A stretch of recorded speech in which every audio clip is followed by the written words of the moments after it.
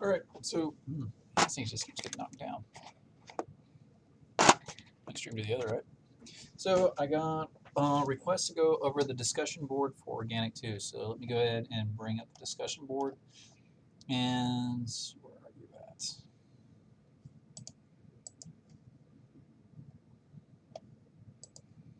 You're asked to follow this reaction scheme. So we've got this 3 hexyne.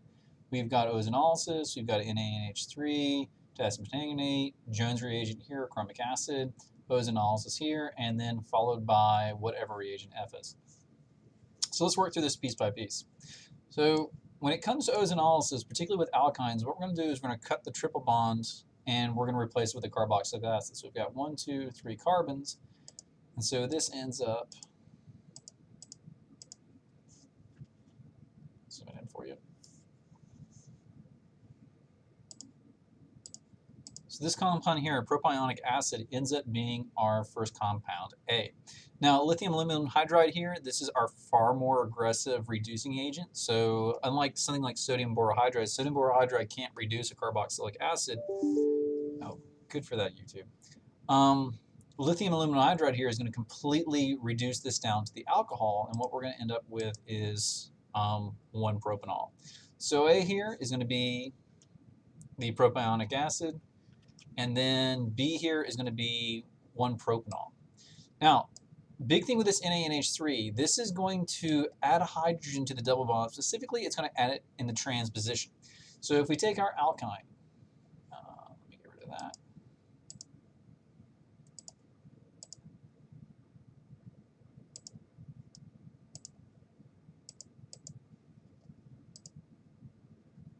Tools. Where are you? Clean structure. So if I take my alkyne and I do something like H2 with a Lindlar catalyst, so PDC, we would end up taking and making the cis alkene. In this case, we're going to end up making the trans alkene. And let's see if it'll do it. It's going to be stubborn with me today.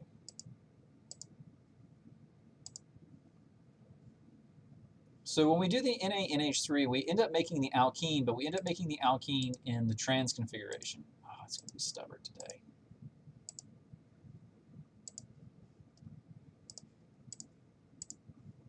So what we end up producing from the 3-hexyne is the trans 3-hexene, this compound here. Now again, if we were working with something like Lindlar catalyst, H2PDC, we would end up getting this branch here hanging off on the right side.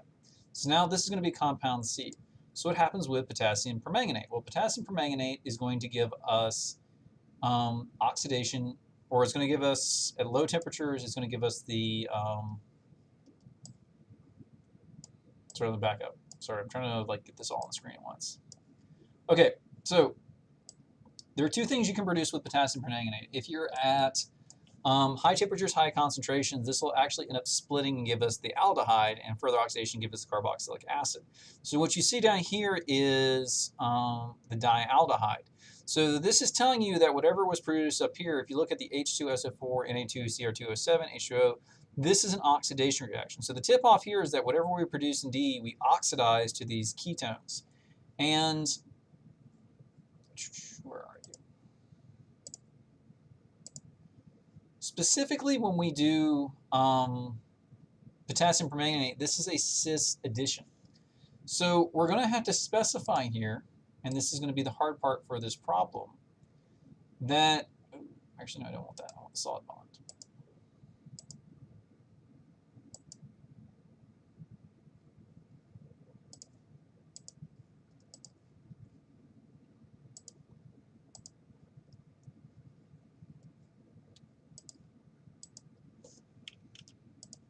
We're going to end up making the diol.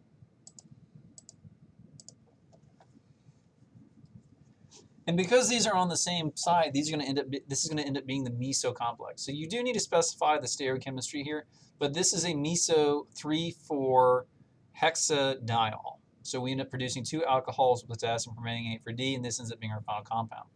Now, if we go back, C here was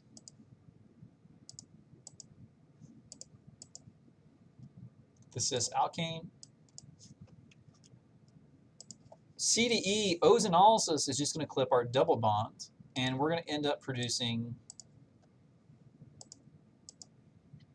propanal, P-R-O, P-A-N-A-L. So the E here is going to give you the aldehyde, because that's what ozone does, is it clips double bonds, replaces them with oxygens.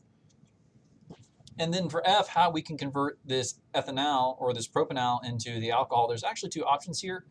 One simple option is just to work with sodium borohydride that is strong enough to react with something like an aldehyde.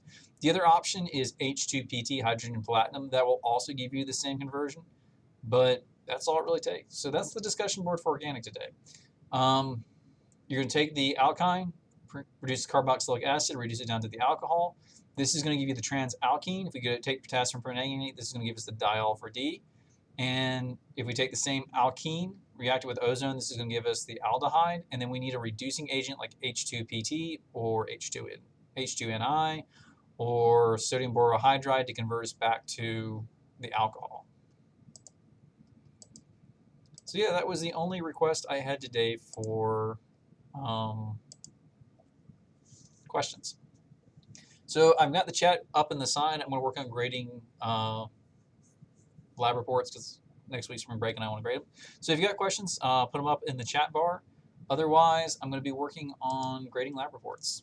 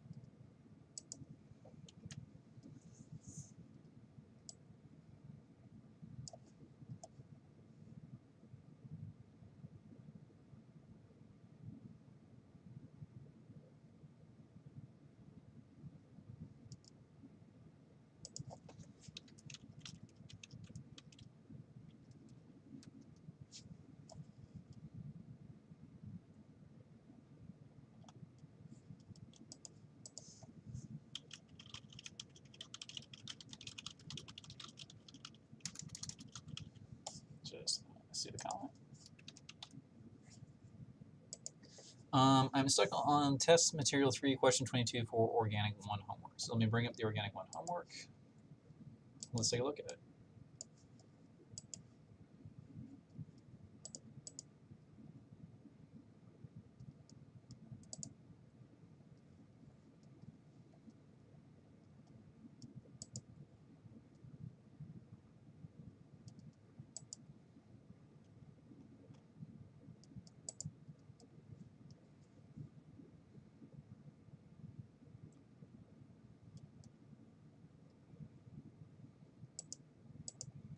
So for this question, you've got Stepwise mechanism for bromination. Now, the big thing you're going to see here is that there is a rearrangement.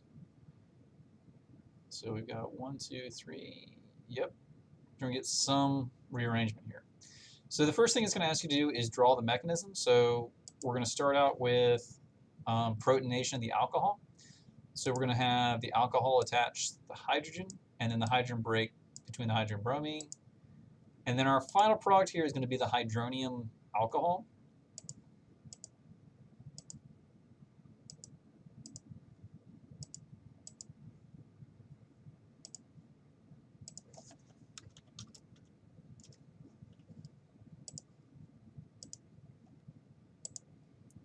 And we're going to get the bromine ion left over. So that's the first step, is we get attack of the OH onto the hydrogen. The hydrogen is going to break the HBr bond, and we're going to end up with the bromine ion.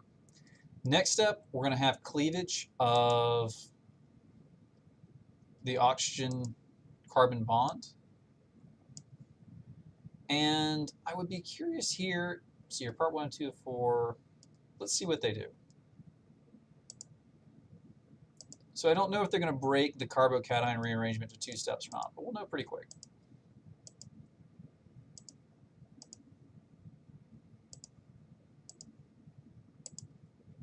Uniform H2O. So in order to make this carbocation, we break the oxygen-carbon bond. This gives us water in the carbocation. Okay, that's what it looks for. And now what we're looking for is a hydride shift. So what happens with these carbocations, if we can rearrange the molecule to create a more stable carbocation, so we can convert a primary to a secondary to a tertiary, we'll do this. And there's a couple of ways we can do this. One is what's considered a hydride shift. So with a hydride shift, we have the hydrogen bonds moving over to the carbocation, and we end up putting the carbocation here on the tertiary carbon. Another thing we can get is a carbon-carbon shift. So in principle, we can take this carbon and we can move it over. Now the hydride shifts a lot faster because it's lighter. So if we can move a hydrogen, we'll do that first. And we'll end up now with a tertiary carbocation, which is far more stable than our primary carbocation. Oh, why did you do that?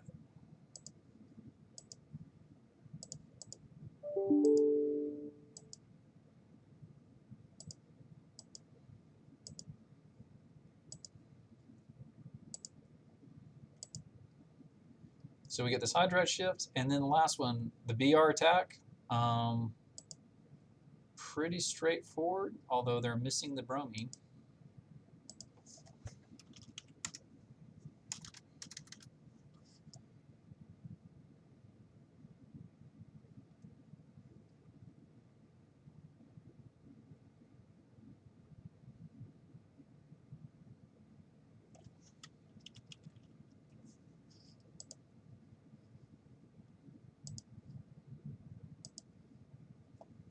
So you're going to draw in the bromine, and then you're going to attack from the bromine to the carbocation. I have no doubt in my mind that they're going to be really particular about you drawing it from the bromine to the carbocation, and that is correct. There you go. So that's how you work through this. This is an SN1 substitution of bromine with alcohol under acid catalyzed conditions. In general, when you're acid catalyzed working with an alcohol, you're probably going to see these SN1 pathways over SN2, which means you're prone to carbocation rearrangement.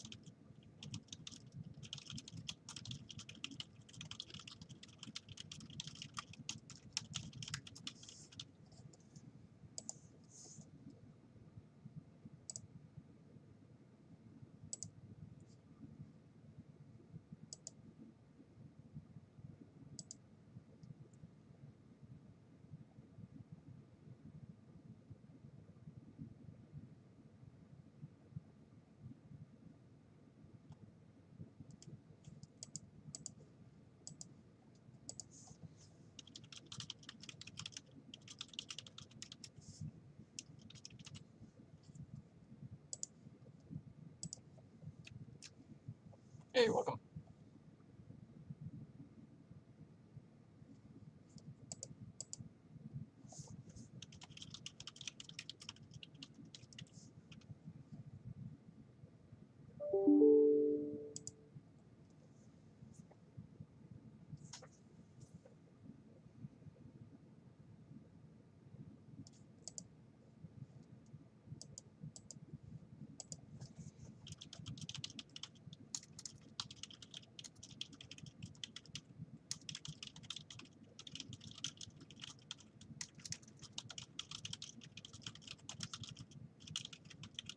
Hello.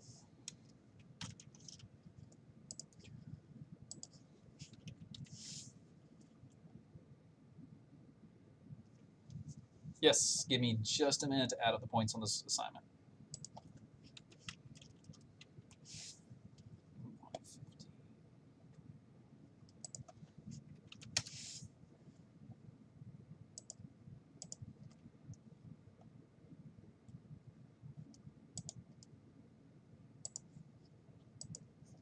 So this is the organic discussion board from last week. And so we have this, honestly, you're better to name this as the di-2-methylpropyl ether. When you do this H2OH plus here, what you're going to do is you're going to cleave the alcohol. And where are you? There you are. We cleave the alcohol.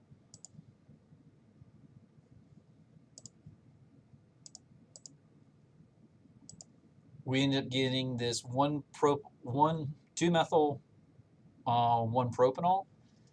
The bulky base here, the tert butoxide here, is going to give you elimination to get you down to the alkene. And potassium permanganate at low temperature, this will give you the diol. Now, it is a cis addition, but that said, when you get done, there's no stereochemistry associated with it. So you don't really have to worry about it. Because there are no chiral compounds in this molecule. So your diol here, you've got a propane backbone. So this is going to be it's going to be 2-methyl 1,2-propane diol for this number 4 intermediate. And then when you do the sodium hydroxide, this will deprotonate the alcohols and get you to this epoxide. Now, how do you do it in a single step? Well, the easiest answer is peroxo acid. So peroxybenzoic acid, you just take benzoic acid, mix it with hydrogen peroxide at high temperatures, and a peroxy acid will convert any alkene, which is what you have here at number 3, to a peroxide.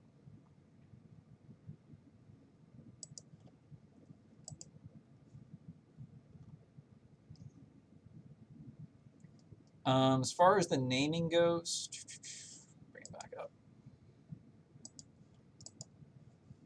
So this will be your di-2-methyl propyl ether. The H2OH H plus here, bring it back up, is going to give you this alcohol. So this is 2-methyl 1-propanol. When you do the elimination to give you the alkene, alkenes, you're going to want to minimize the number on the alkene. So you've got, so you can do isobutyl ether as well. I prefer to use the IUPAC, but isobutyl ether works fine as well. So isobutyl is a shorthand for the 2-methyl propyl. I prefer not to use the isobutyl just because the iso, it's not truly IUPAC. It's been absorbed into IUPAC, but it's not truly how the naming works. All right, so for number 3, your alkene, propane's your longest chain. So this is going to be 2-methyl 1-propene. I guess I can write them out. So the first one I would say is di-2-methyl propyl ether. That said, di-isobutyl ether works fine as well. For the alcohol, 2-methyl 1-propyl propanol, or you can also do the isobutanol. That's equally valid. The alkene is going to be 2-methyl 1-propene. Your diol is going to be 2-methyl 1,2-propane diol. And then you don't have to worry about naming the final complex. I don't bother with naming epoxides. They're kind of an esoteric thing to learn how to name.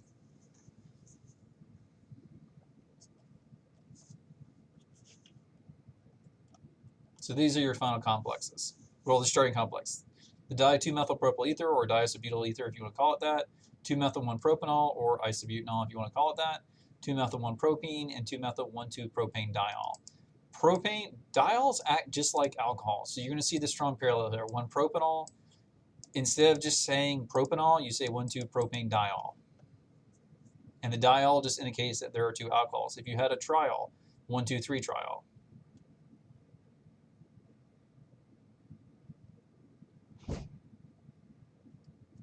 Why was a question with the naming on the test of phenol? It should have been a benzene ring with... So a benzene ring with any type of that OCH2CH3, those are called oxys. So what you got written there is ethoxy.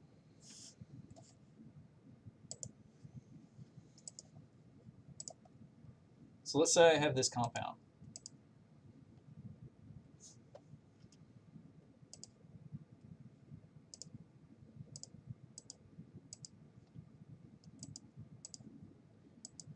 So when it comes to the benzene rings, we name them by the parent chain if they are there. So in this case, you've got a phenol. So the parent chain is phenol. The way we name the ester here would be ethoxy, because if we pulled it off as written, this would be this would basically be ethanol without the H. So this would be ethoxy. And then we can do it by naming, although since we've got two groups relative to each other, it's ortho, it would be meta ethoxyphenol. So the reason why the naming with the test had the phenol on it is because at this point you should know how to do it. Test one was naming benzene and benzene derivatives, and then yeah, this just kind of flows from that.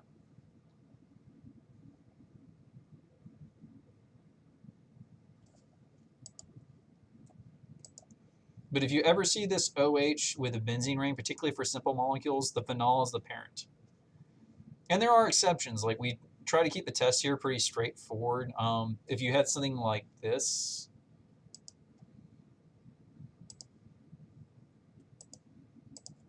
where you've got an amine, this is an aniline parent chain, this is a phenol parent chain who takes priority. We don't do that here. We don't give you one where there is a priority rule associated with it, but we don't test on like what the priority rules for which one is the parent chain.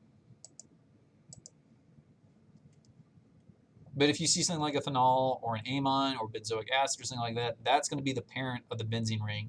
And then anything hanging off of it, you would just name as normal.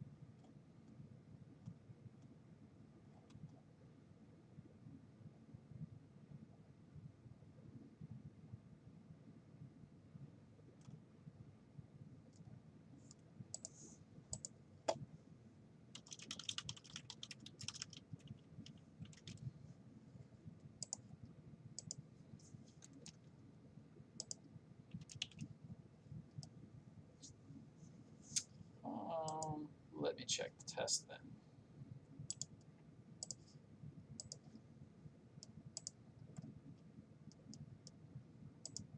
Test 2. You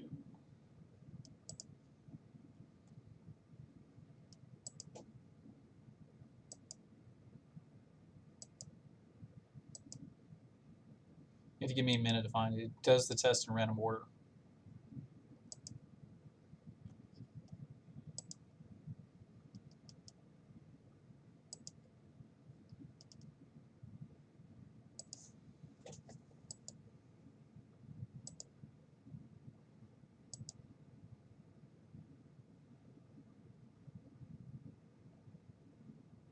Okay, I see which one it's talking about. All right, so the compound it's talking about is this ethyl phenyl ether.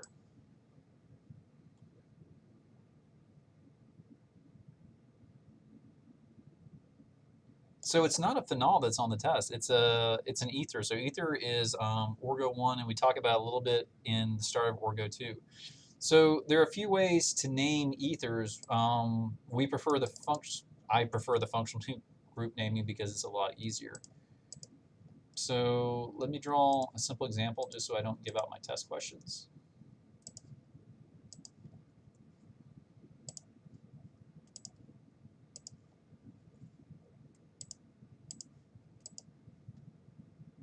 Yeah, it's a random, you're randomly given the questions. So like for me, it's question 13.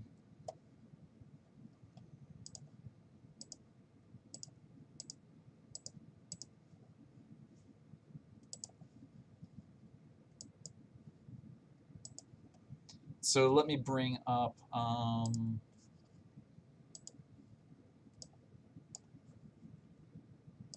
a drawing. So if we have any R1, R2 groups attached to an ether, it's going to be, we do it by the length of the chain, but let's say R1 is shorter than R2. It's going to be the name of R1 plus YL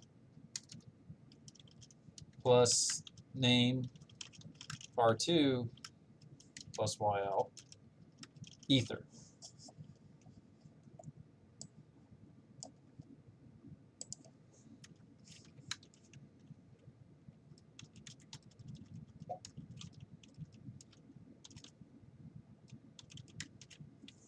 And this is the functional group naming. It's the easiest way to do it. So let's say in this case we had R1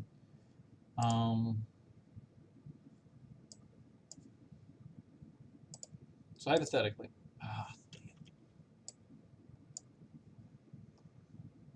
so let's say these are two CH3 groups we've got. Man, this is really obnoxious.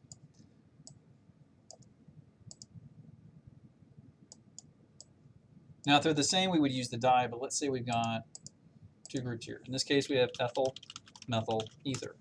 Now, in the case if we have a benzene ring hanging off, this would be ethyl, benzyl, ether. And if we have a benzene ring directly hanging off,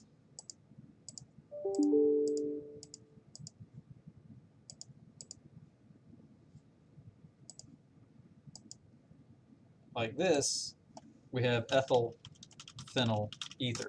Now, phenyl here does not equal phenol. Phenol comes about as a shorthand. So if you look at something like ethane as an alcohol, you get ethanol. And if you get methane and you add an alcohol to it, you get methanol. So if you have a phenyl ring, this CH3 group, and you've got an alcohol hanging off of it, you get phenol. So it's just kind of a play, I hate to say a play on words, but it is kind of a play on words on this naming for alcohols. An ethane with an alcohol is an ethanol. Methane with an alcohol is a methanol. So a phenyl group with an OH group hanging off of it becomes phenol. But phenyl does not mean phenol alcohol. Phenyl means something directly attached to the benzene ring. So whatever is attached to the benzene ring is attached directly to a carbon versus benzyl, B-E-N-Z-Y-L, which implies that there is a carbon between the benzene ring and whatever you're attached to.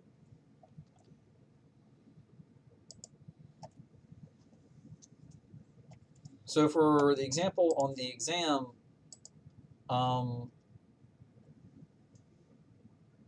yeah, that's fair game. A phenyl group is just a functional group. And phenyl is something that is a group where whatever you're looking at is directly attached to the benzene ring, whereas a benzyl group is one where there's a carbon between whatever that benzene ring is attached to. But looking at the answers, there's two oxys. You only name one of them as an oxy when you do an ether. So it's something oxy ether. And yeah, for it to be a benzyl group, there would need to be a carbon between the oxygen and the benzene ring.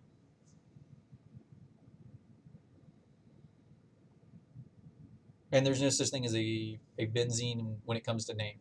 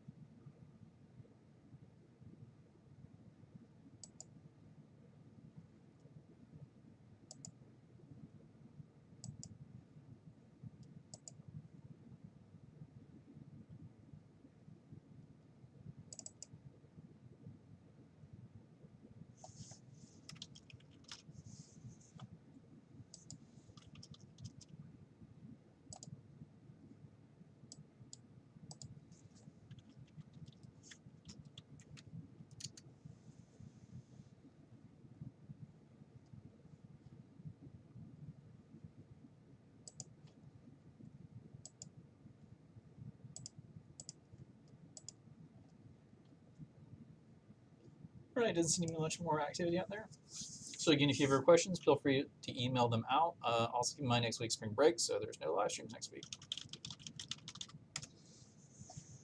I will see some of you this afternoon and the rest of you Friday.